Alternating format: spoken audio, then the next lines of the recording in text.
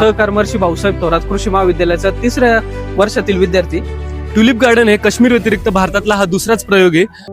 तर नमस्कार मित्रांनो, मी श्रेयस गायकवाड. आज श्रेयस अशा ठिकाणी आलाय जे फुल भारतात कधीच उगवलं जात नाही.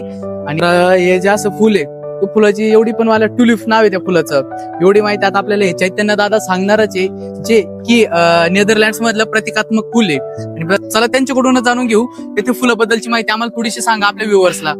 नमस्कार दादा. नमस्कार, मी चैतन्य नवले, सहकार महर्षी भाऊसाहेब थोरात कृषी महाविद्यालयाचा 3ऱ्या वर्षातील विद्यार्थी.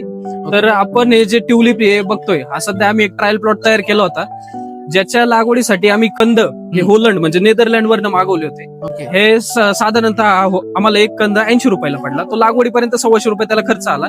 त्याचं आम्ही लागवड केल्यानंतर त्याच्या लागवड करण्यापूर्वी आम्ही ते बेड तयार करताना त्याच्यात चांगल्या प्रमाणात वर्मी कंपोस्ट त्याच्यात टाकले होते. बेड तयार करून घेतले होते. त्यानंतर लागवड केली. त्याच्यानंतर सॉइल ड्रेंचिंगच्या काही प्रॅक्टिस वगैरे ते फॉलो केल्या. त्यानंतर 19 नोव्हेंबरला जे आपण प्लांटेशन केलं होतं, तर याला साधारणतः एक 50 ते 60 दिवस लागतं फुल यायला. पण आपल्याकडे 19व्या दिवशी ही पर्पल प्रिन्स जी व्हरायटी आपण बघतो, तर ही पर्पल प्रिन्स व्हरायटी ही 19व्या दिवशी पहिलं फुल आपल्याला बघायला मिळालं होतं. त्याच्यानंतर काही आपले आता जे काही लेट मॅच्युरिंग व्हरायटीज आहेत, आता लेट येतील थोडं, पण आता ज्या अर्ली मॅच्युरिंग वर होत्या, काही मिड मॅच्युरिंग वर होत्या, त्या ज्या आलेल्या आहे, तुम्ही बघू शकता. सुंदर एकदम दिसतंय आपल्याला. याच्यात आपण 8 प्रकारच्या व्हरायटी लावल्या. या कलर नुसार 8 व्हरायटी आहे, ज्याच्यात रेड एंजल आहे, हॅपी जनरेशन आहे, डो जोन्स आहे, म्हणजे त्याच्यात येलो आहे, पिंक आहे, रेड आहे.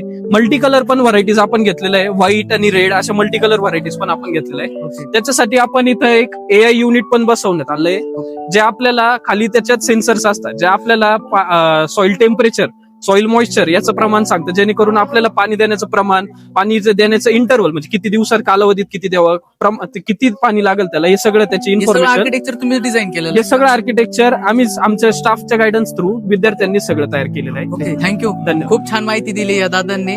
आपल्या पेजला लाईक करा, कमेंट करा, शेअर करा आणि सगळ्यात महत्त्वाचं सबस्क्राईब करा. धन्यवाद दादा.